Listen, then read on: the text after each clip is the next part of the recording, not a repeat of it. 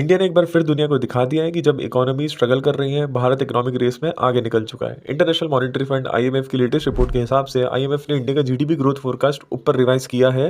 अब 6.4% for FY26 and FY27। ये number सिर्फ एक स्टैटिस्टिक्स नहीं, ये ग्लोबल कॉन्फिडेंस का एक सिग्नल है इंडियन इकोनॉमी पर।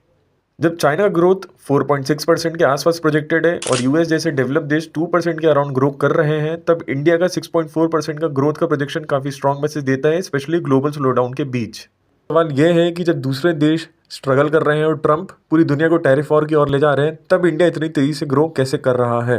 आईएमएफ ने अपनी वर्ल्ड इकोनॉमिक आउटलुक अपडेट में क्लियरली कहा, भारत का strong domestic demand, sound macro economic management और रैपिड डिजिटल ट्रांसफॉर्मेशन, ये 3 फैक्टर्स मेजर कॉन्ट्रीब्यूटर्स हैं। ये 3 फैक्टर्स में सबसे पहला फैक्टर है service sector, specially IT, fintech and digital payments. GCC का भारत में आना कोविड के बाद एक पिविटल रोल भी प्ले कर रहा है।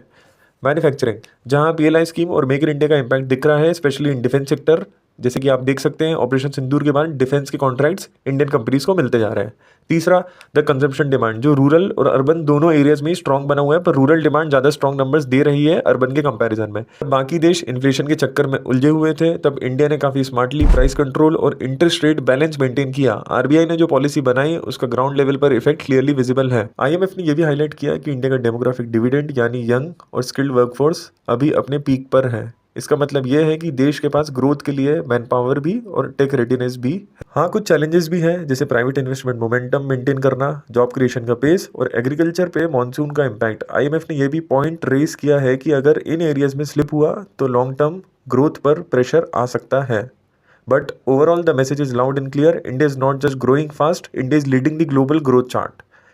So in conclusion, as per IMF, India's growth story is intact and accelerating with revised projections of 6.4% GDP growth for both FY26 and 27.